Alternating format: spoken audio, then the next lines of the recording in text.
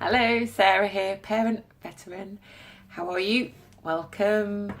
Just thought I would have a little chat today about tantrums, behaviour. You know what I mean. Obviously, I've got a 4-year-old who's still at home, but this can happen at any age. 2, 3, 4, 1, even before 1. And you deal with it differently, obviously, but sometimes I think as a parent you can be a bit shocked if it happens at 4. It's like, didn't you deal with this at 2? And sometimes if it's at 2 and it didn't happen, you think, oh, what is this? I think rather than it being terrible twos, I don't really know if that phrase works, because most of my children had an issue at 3, 4 mainly. They were the times when I had the most kind of challenging moments. So to say terrible twos, I think kind of writes that off. Anyway, I will stop whittling on, because I think people do have a terrible time at 2. But I think it's more linked to a developmental process and kind of gripping, finding yourself and working out what boundaries are and the barriers and all of those, and negotiating your space. I think it's quite a lot that kind of goes on, depending at different times on your child. But yes, tantrums came back in my head today, so I thought I'd have a little chat about it, because I think that's one of the ones where we can get a bit lost as parents about kind of what to do. It feels sometimes like the end of the world, and you can just be digging your own grave. It's just awful. You just want to be buried away from it. You just want them to go to school, or crazy. But yes, anyway, I'll stop going mad, and I will just maybe talk through some of the ways that I find help with coping. I think skin's really important. In those moments when it's kind of building up and you can feel it coming, you can reassure them by touching the hand. I always find putting my hand to my daughter's hand and, sometimes reassuring her and saying, I do love you, and you mean a lot to me, and, all this kind of, words, just reassuring them and letting them know that you're here for them. And just having your hand to their hand, or even if you're letting them know something's not acceptable or whatever, it doesn't always have to be positive stuff, but them having that connection with you is quite important.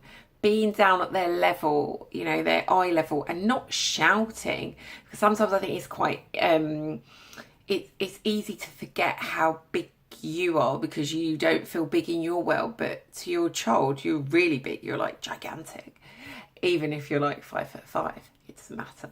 So yeah, getting down to their level is really important, and keeping your tone consistent. I'm not saying you all have to be perfect and we don't lose it. I lose it sometimes as well, but just trying to manage the anger part. Don't get angry. Just try and keep your cool and keep on that level, and don't see it as an attack. Just try and, weather the storm. We can put up with a lot. We have done as parents. So, the little things that they do, like chuck a glass of water across the table, all over your computer, take a deep breath. Still, it's not the end of the world. And I'm speaking from experience. So, yeah, I just think those things are kind of important. I don't really use the naughty step or the naughty area or any of those things, but it doesn't mean that you don't need breathing space, especially if you feel like your temperature is rising and you are getting angry and you are going to shout. It's good for you to have that kind of break. So you can ask your child to leave the room. You can explain to them that, maybe we should just have a little bit of a break because you are starting to feel angry, and you don't necessarily need to feel angry. You don't even have to talk, you don't have to chat to them, but you can put some space between you until you've calmed down.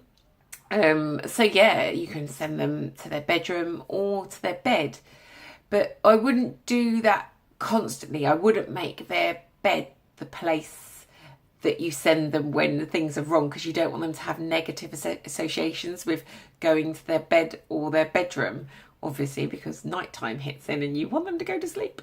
So yeah, I would mix that up a bit, but I wouldn't say necessarily having the naughty step. Like, I know that works for some people. I've never really used it, so I don't, the dynamics, like I don't really get the dynamics. I wouldn't say I'm an expert at that, but I know it kind of works, but I think it has a lifespan, I think, is my issue with it, or an expiry date, I should say.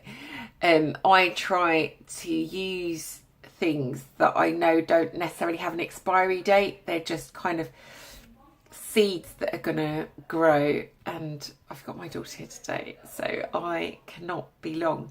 I can already hear voices in the background, so I might have to go. But yes, my tantrums, I am gonna have to go. I'm very sorry. I think I've covered all the points, but yes, it's this day of not expecting to have my daughter at home, but having my daughter at home, and that's just what happens. Yes, I hope I've covered that. Maybe I'll come back to it again on Friday, but that's Tantrums Part 1, I should say. Take care, and I'll see you on Friday. Bye-bye.